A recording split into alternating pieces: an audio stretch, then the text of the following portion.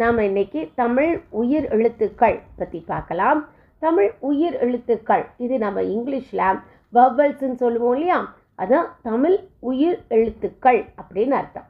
இந்த உயிர் எழுத்துக்கள் என்ன அப்படின்னா, இதில் ரெண்டு பிரிவாக இருக்கும். குறில் நெடில் அப்படி சொல்லணும். குறில் எழுத்துக்கள் அப்படின்னா ஷார்ட் வவல்ஸ், நெடில் எழுத்துக்கள் அப்படின்னா லாங் வவல்ஸ் அப்படின்னு அர்த்தம்.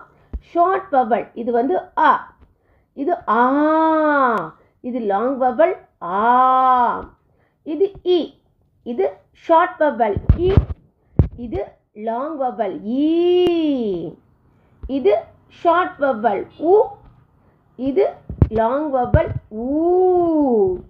இது ஷார்ட் வவல் ஏ, இது லாங் வவல் ஏ. இது லாங் வவல் ஐ, இது ஷார்ட் வவல் ஓ. இது லாங் வவல் ஓ. கடைசி letter, this is a last letter, இது ஔ அப்படி சொல்லணும்.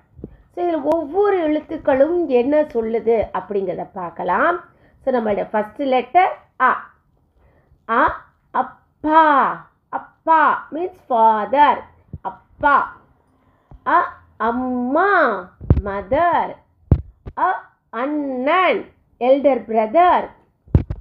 அ அக்கா எல்டர் சிஸ்டர்.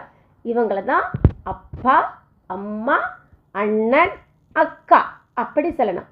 எல்லா எழுத்துக்களும் ஆள ஆரம்பிக்கும். அடுத்தது அரிசி.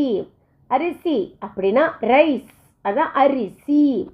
அடுத்தது குரில், இது அணில் அப்படி சொல்லணும், அணில். இது ஆரோ, இது அம்பு அப்படி சொல்லணும். அடுத்தது ஆ, லாங் வவல் படித்தோம் இல்லையா, ஆ. இதனுடைய இது ஆடு. ஆடு அப்படின்னா கோட் அப்படின்னு அர்த்தம், அதான் ஆடு. அடுத்தது ஆலமரம், பேனியன் ட்ரீ, அதான் ஆலமரம் அப்படின்னு அர்த்தம். அடுத்தது ஆந்தை, அதாவது அவுல், இது ஆந்தை அப்படி சொல்லணும்.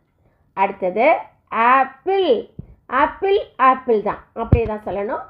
அடுத்தது ஆடை, ஆடை அப்படின்னா ட்ரெஸ், அதான் ஆடை அப்படின்னு அர்த்தம். அடுத்தது ஆமை, ஆமை அப்படின்னா டர்ட்டில், அதான் ஆமை அப்படின்னு அர்த்தம். இதெல்லாமே ஆ அதுக்கான எழுத்துக்கள். அடுத்த லெட்டர் இ, ஷார்ட் வவல் இ என்னன்னா இ இலை, லீஃப், லீவ்ஸ் இருக்கு இல்லையா, பனானா லீவ்ஸ் இருக்கு இல்லையா, அதுதான் வச்சு நம்ம சாப்பிடுவோம். இதை இ இலை.